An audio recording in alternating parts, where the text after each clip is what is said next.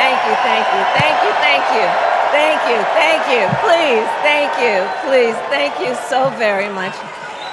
Thank you, everyone. Thank you, everyone. Thank you. Okay, let's get to business. Let's get to business.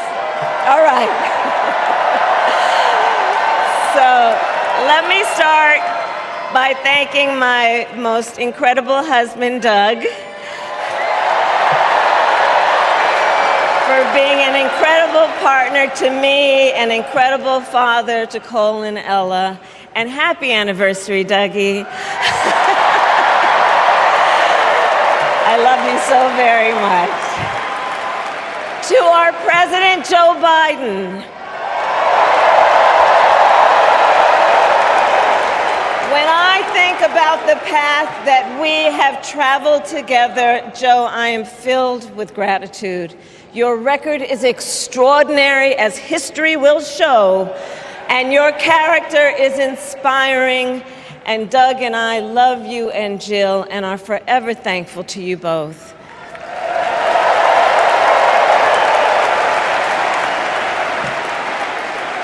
And to Coach Tim Walz,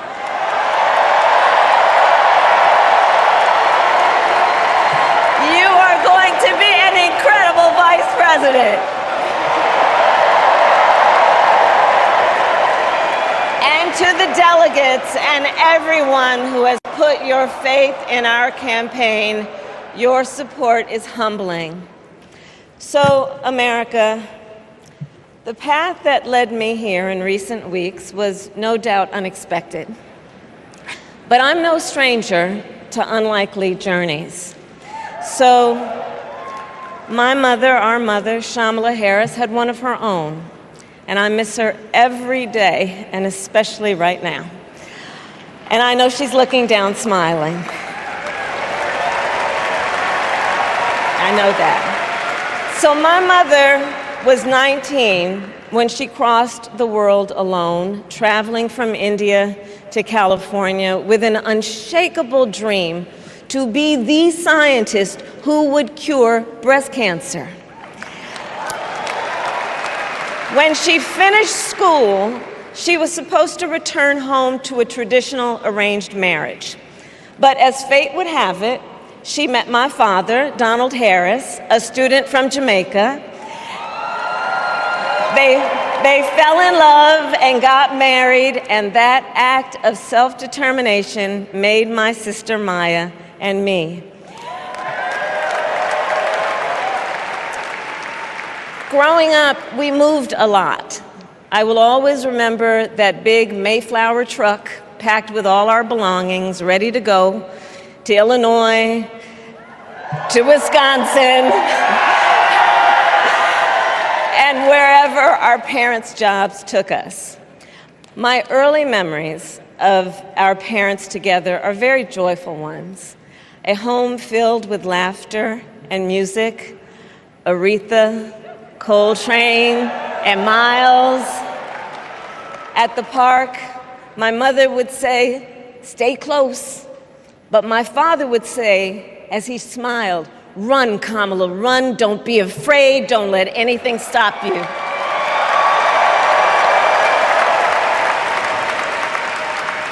From my earliest years, he taught me to be fearless. But the harmony between my parents did not last. When I was in elementary school, they split up, and it was mostly my mother who raised us.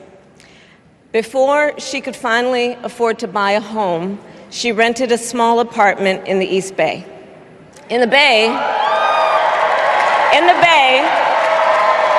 you either live in the hills or the flatlands.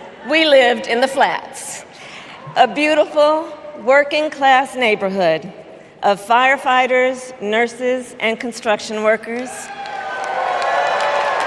all who tended their lawns with pride. My mother, she worked long hours, and like many working parents, she leaned on a trusted circle to help raise us. Mrs. Shelton, who ran the daycare below us and became a second mother. Uncle Sherman, Aunt Mary, Uncle Freddie, Auntie Chris. None of them family by blood, and all of them family by love.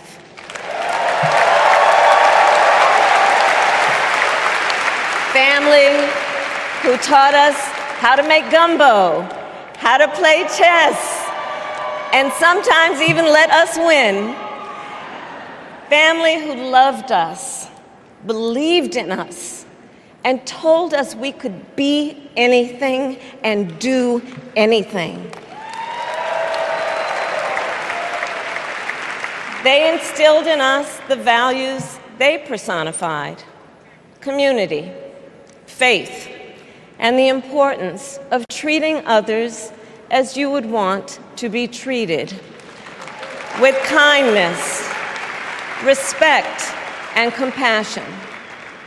My mother was a brilliant, 5-foot-tall, brown woman with an accent.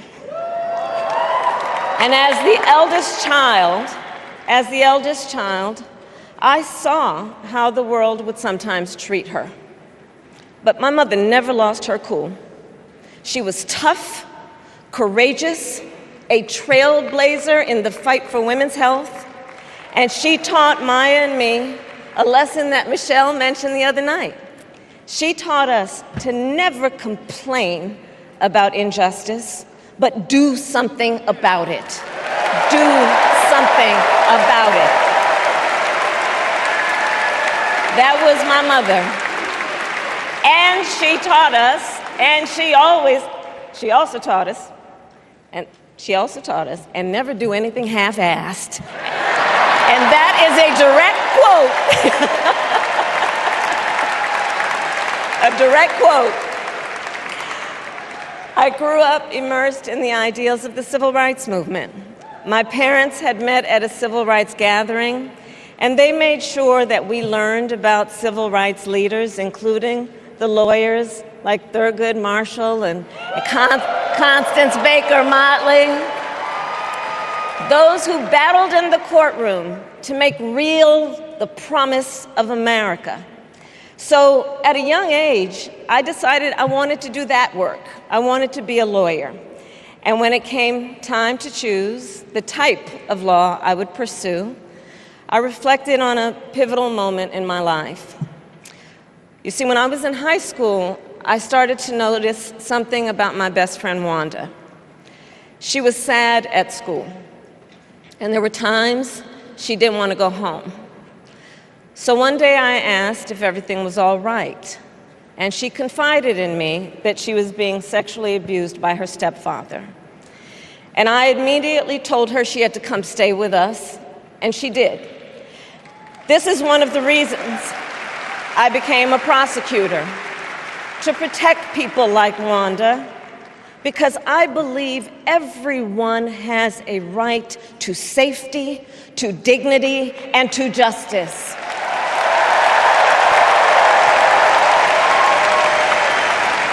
As a prosecutor, when I had a case, I charged it not in the name of the victim, but in the name of the people. For a simple reason. In our system of justice, a harm against any one of us is a harm against all of us.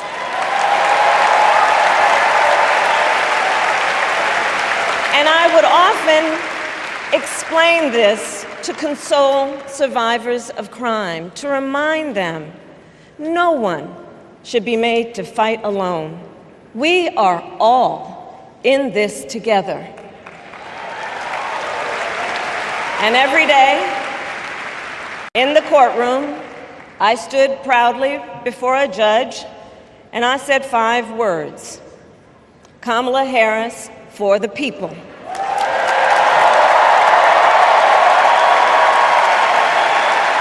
And to be clear, my entire career, I've only had one client, the people.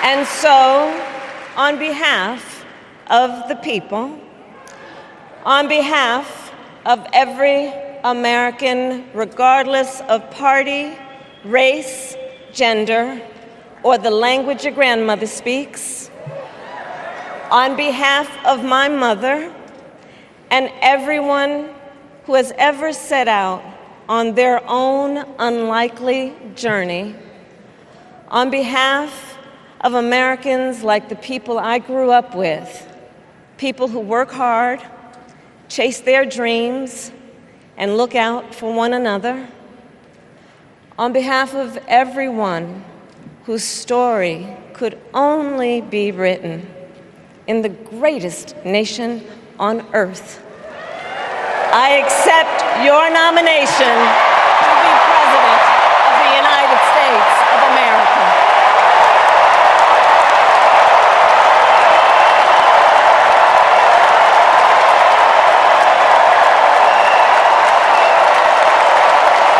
And with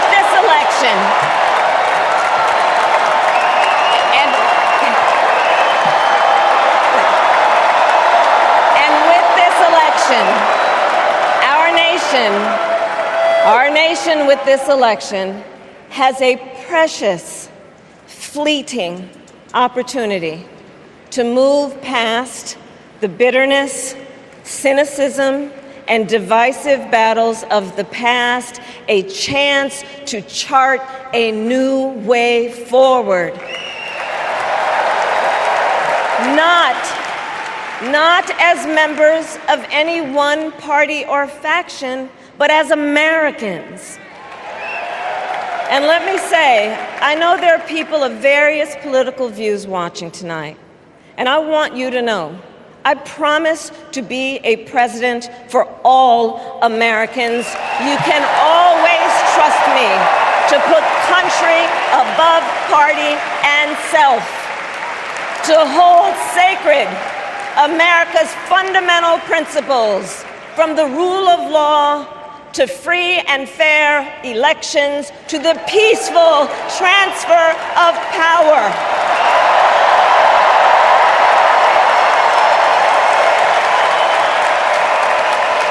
I will be a president who unites us around our highest aspirations, a president who leads and listens, who is realistic, practical, and has common sense, and always fights for the American people. From the courthouse to the White House, that has been my life's work.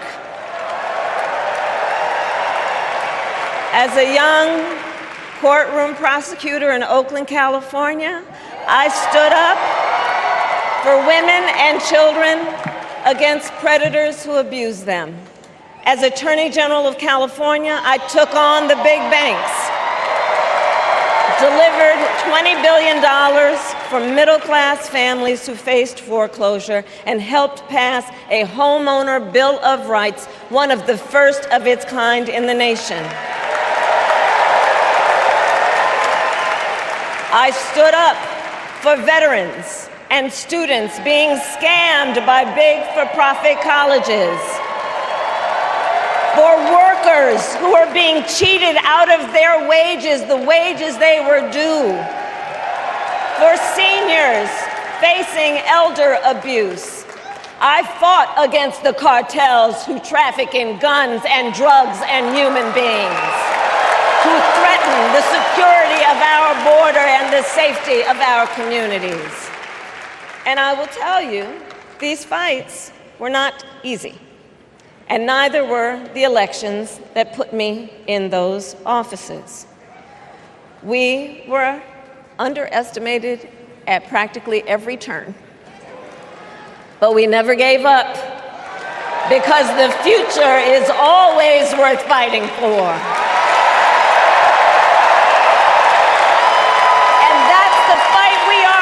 Right now, a fight for America's future.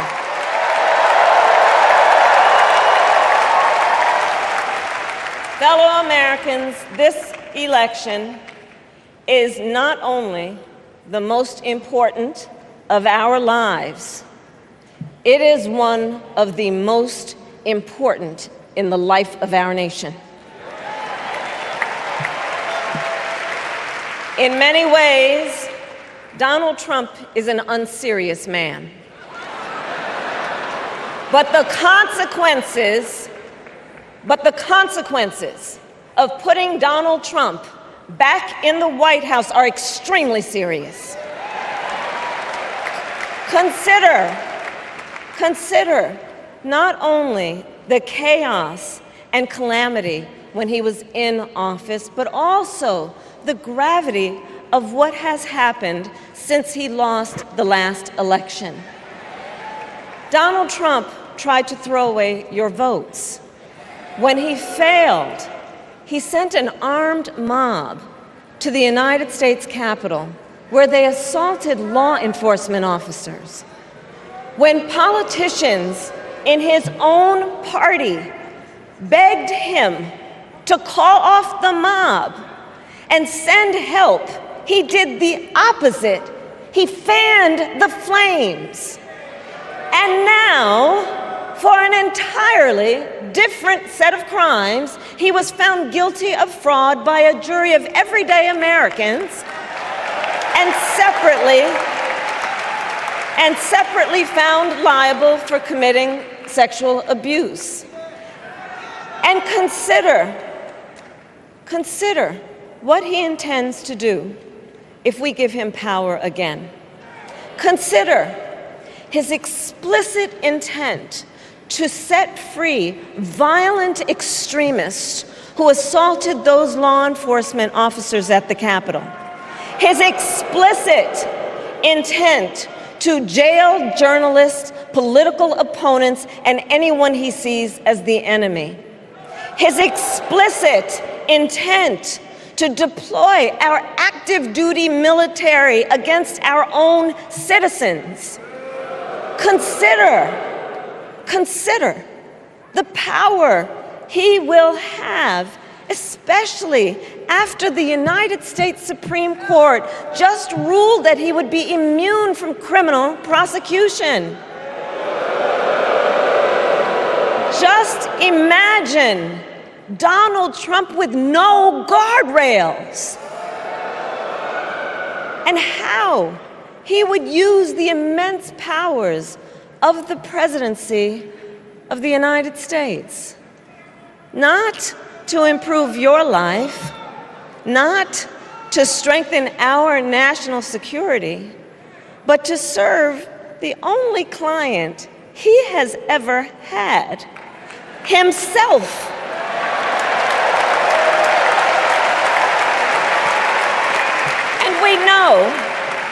And we know what a second Trump term would look like. It's all laid out in Project 2025, written by his closest advisors, and its sum total is to pull our country back to the past.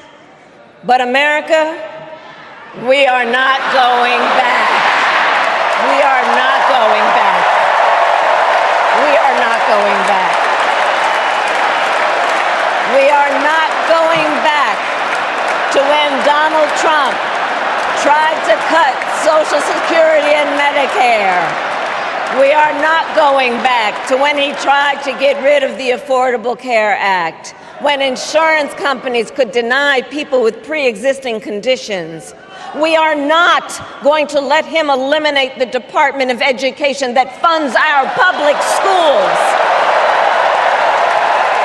We are not going to let him end programs like Head Start that provide preschool and childcare for our children. America, we are not going back.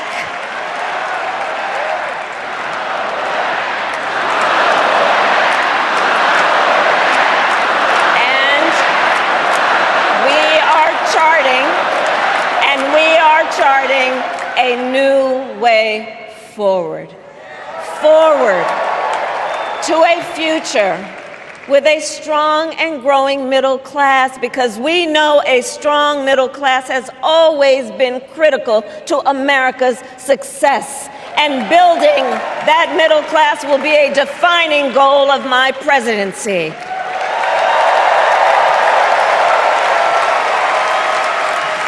And I'll tell you, this is personal for me. The middle class is where I come from. My mother kept a strict budget. We lived within our means, yet we wanted for little. And she expected us to make the most of the opportunities that were available to us and to be grateful for them. Because, as she taught us, opportunity is not available to everyone. That's why we will create what I call an opportunity economy, where everyone has the chance to compete and a chance to succeed. Whether you live in a rural area, small town, or big city.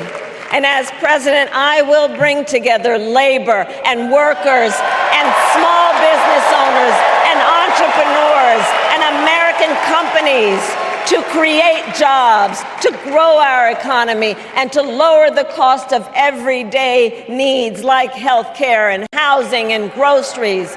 We will provide access to capital for small business owners and entrepreneurs and founders. And we will end America's housing shortage and protect Social Security and Medicare. Now compare that to Donald Trump, because I think everyone here knows he doesn't actually fight for the middle class. He doesn't actually fight for the middle class. Instead, he fights for himself and his billionaire friends. And he will give them another round of tax breaks that will add up to $5 trillion to the national debt. And all the while, he intends to enact what in effect is a national sales tax, call it a Trump tax, that would raise prices on middle-class families by almost $4,000 a year. Well, instead of a Trump tax hike, we will pass a middle-class tax cut that will benefit more than 100 million Americans.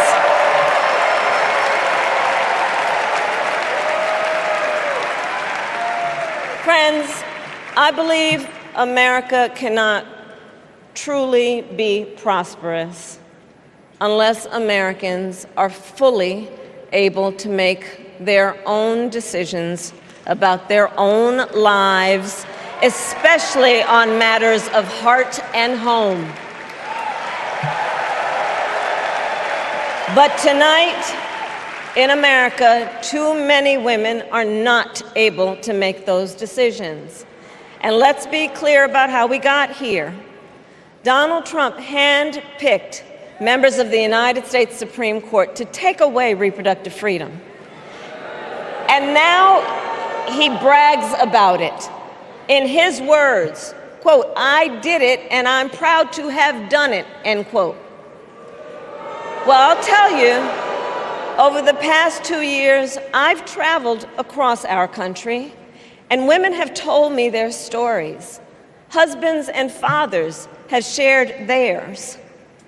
Stories of women miscarrying in a parking lot, developing sepsis, losing the ability to ever again have children, all because doctors are afraid they may go to jail for caring for their patients. Couples just trying to grow their family, cut off in the middle of IVF treatments.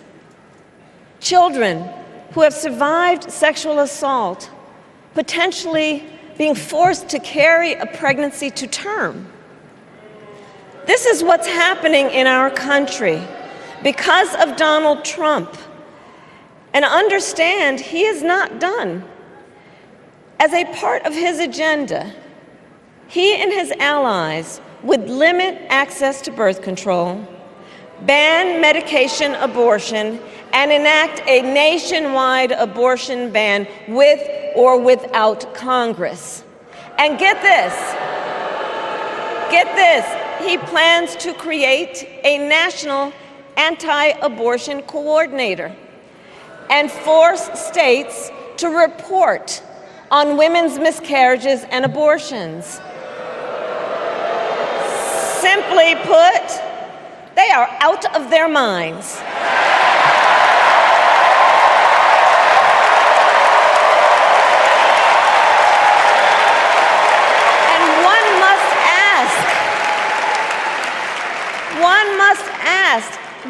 Why exactly is it that they don't trust women? Well, we trust women. We trust women. And when Congress passes a bill to restore reproductive freedom, as President of the United States, I will proudly sign it into law.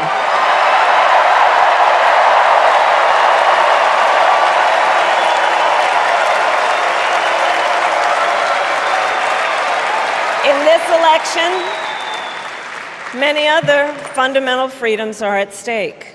The freedom to live safe from gun violence in our schools, communities, and places of worship. The freedom to love who you love openly and with pride. The freedom to breathe clean air and drink clean water and live free from the pollution that fuels the climate crisis. And the freedom that unlocks all the others, the freedom to vote. With this election, we finally have the opportunity to pass the John Lewis Voting Rights Act and the Freedom to Vote Act.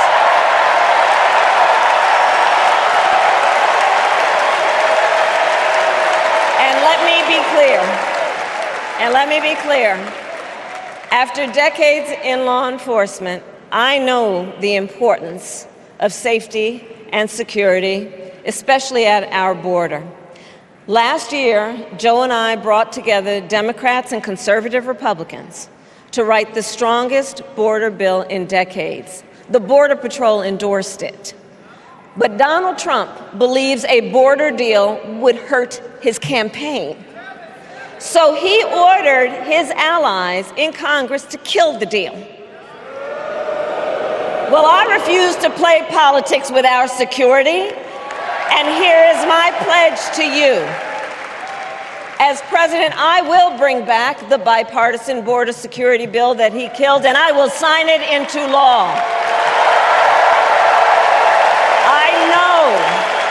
I know we can live up to our proud heritage as a nation of immigrants and reform our broken immigration system.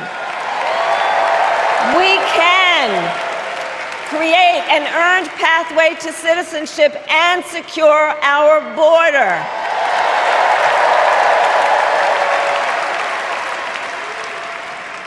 And America, we must also be steadfast in advancing our security and values abroad.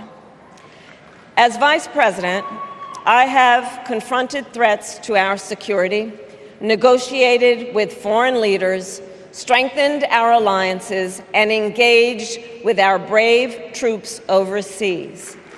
As Commander-in-Chief, I will ensure America always has the strongest, most lethal fighting force in the world.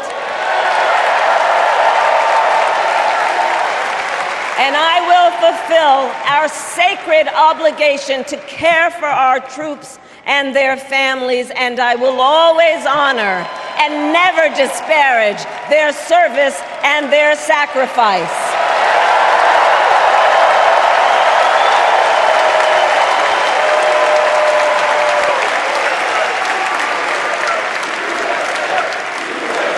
I will make sure that we lead the world into the future on space and artificial intelligence, that America, not China, wins the competition for the 21st century, and that we strengthen, not abdicate, our global leadership. Trump, on the other hand, threatened to abandon NATO. He encouraged Putin to invade our allies, said Russia could, quote, do whatever the hell they want. 5 days before Russia attacked Ukraine, I met with President Zelensky to warn him about Russia's plan to invade. I helped mobilize a global response, over 50 countries, to defend against Putin's aggression. And as president, President, I will stand strong with Ukraine and our NATO allies.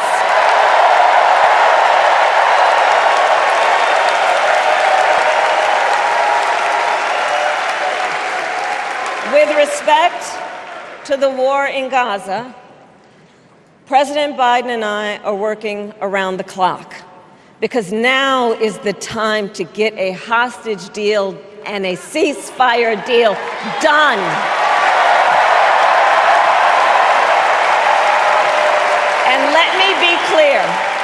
And let me be clear, I will always stand up for Israel's right to defend itself, and I will always ensure Israel has the ability to defend itself, because the people of Israel must never again face the horror that a terrorist organization called Hamas caused on October 7,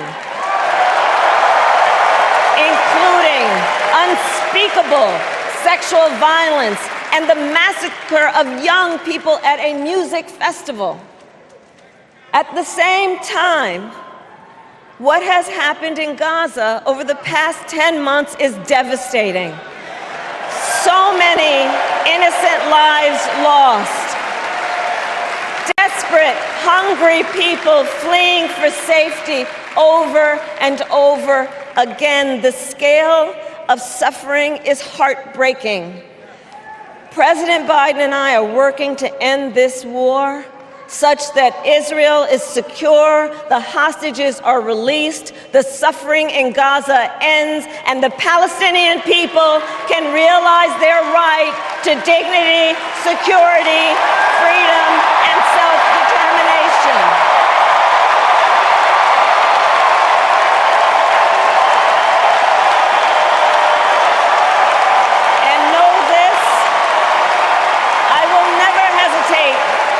Whatever action is necessary to defend our forces and our interests against Iran and Iran-backed terrorists. I will not cozy up to tyrants and dictators like Kim Jong-un who are rooting for Trump,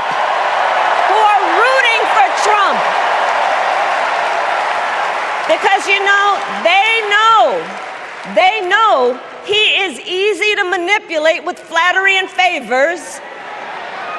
They know Trump won't hold autocrats accountable because he wants to be an autocrat himself. And as president, I will never waver in defense of America's security and ideals, because in the enduring struggle between democracy and tyranny, I know where I stand and I know where the United States belongs.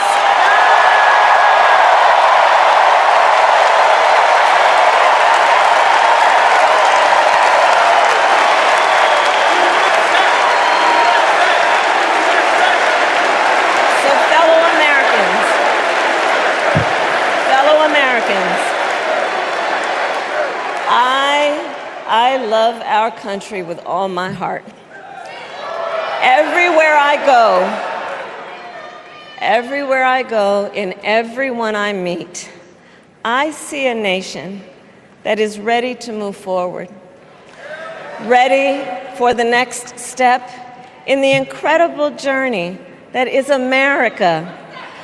I see an America where we hold fast to the fearless belief that built our nation and inspired the world, that here in this country, anything is possible, that nothing is out of reach. An America where we care for one another, look out for one another, and recognize that we have so much more in common than what separates us. That none of us has to fail for all of us to succeed. And that in unity there is strength. You know, our opponents in this race are out there every day denigrating America, talking about how terrible everything is. Well, my mother had another lesson she used to teach. Never let anyone tell you who you are. You show them who you are. America, let us show each other and the world who we are and what we stand for. Freedom, opportunity, compassion, dignity, fairness, and endless possibilities.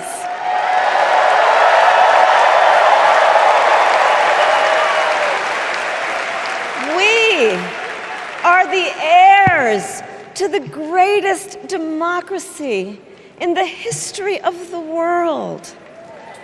And on behalf of our children and our grandchildren and all those who sacrificed so dearly for our freedom and liberty, we must be worthy of this moment.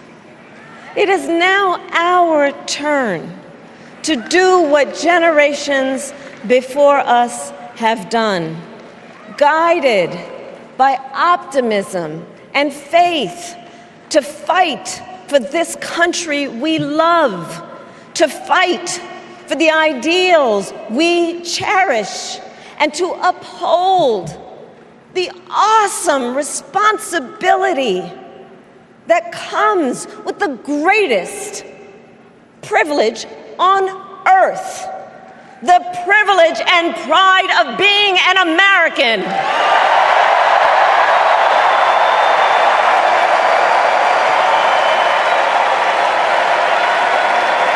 So let's get out there, let's fight for it, let's get out there, let's vote for it, and together let us write the next great chapter in the most extraordinary story ever told. Thank you. God bless you, and may God bless the United States of America. Thank you all.